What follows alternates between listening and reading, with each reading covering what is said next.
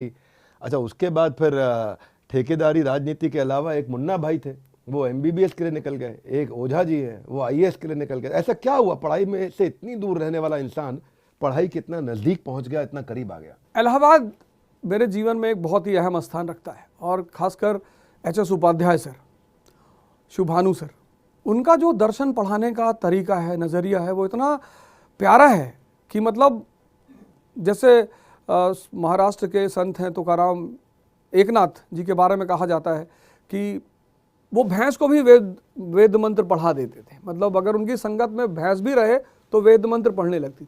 ऐसे कुछ वो टीचर हैं।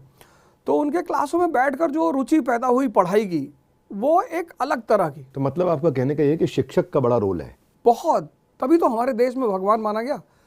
शिक्षक जो कंसंट्रेशन पैदा करने की बात करते हैं वो गलत करते हैं। शिक्षक को पढ़ाई में रस पैदा कराना चाहिए, क्योंकि जहां भी रस पैदा होगा वहां कंसंट्रेशन पैदा होगी। Guys, let's acknowledge it. Fantastic answer. Fantastic. देखो, एक स्टूडेंट का और मेरे मन में था ये सवाल, आपने छेड़ दिया बात, और बड़ा मैं सारांश सबको देना चाहता हूँ। ये कह रहे कंसंट्रेशन से ज़्यादा ज़रूरी है रस। रस पैदा करे, कंसंट्रेशन पीछे पीछे अपने आप आ जाएगा।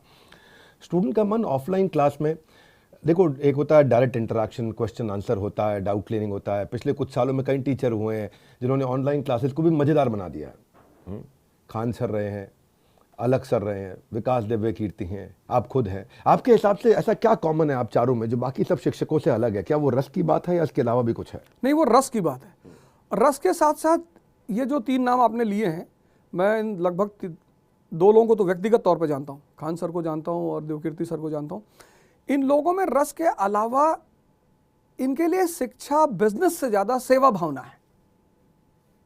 और जब भी आपका व्यवसाय आपके लिए सेवा भी बन जाएगा तो उसमें एक यूनिकनेस पैदा हो जाएगी। जैसे मैं खान सर को देखता हूँ, मेरे दोस्त हैं, वो बड़ी अच्छी मेरी दोस्ती है उनसे। वो हमेशा जब भी मेरी बात होती कहते हैं, ओझा सर, मैं चाहता हूँ कि रिक्शे वाले के बच्चे आईएएस बने, बर्तन मांजने वाले के बच्चे आईएएस बने। तो वो जो कमिटमेंट लेवल है उस आदमी का, वो उस रस को और एनहेंस करवा देता है। जैसे देवकीर्ति सर हैं, तो खुद भी बड़े कॉमन बैकग्राउंड से आते हैं, और उनके जैसा शिक्षक अभी हिंदुस्तान में नहीं है। वाह, क्या बात है! नॉलेज के मामले में, इंफॉर्मेशन के मामले में, रिप्रेजेंटेशन के मामले में। और मैं कहूँ, अगर इस बात को ज़्यादा तो नहीं कहूँगा, लेकिन बहुत कुछ मैंने उनसे भी सीखा। पर फिर भी जो है ना, बच्चा, आज सब टीचर वो रस नहीं पैदा कर पा रहे। आप देखो, 5 लाख बच्चा अपीयर करता है, 5 लाख का 5% मेंस में आता है, 10,000 हो गया। अब उसका 20% इंटरव्यू में पहुंचता है, 2,000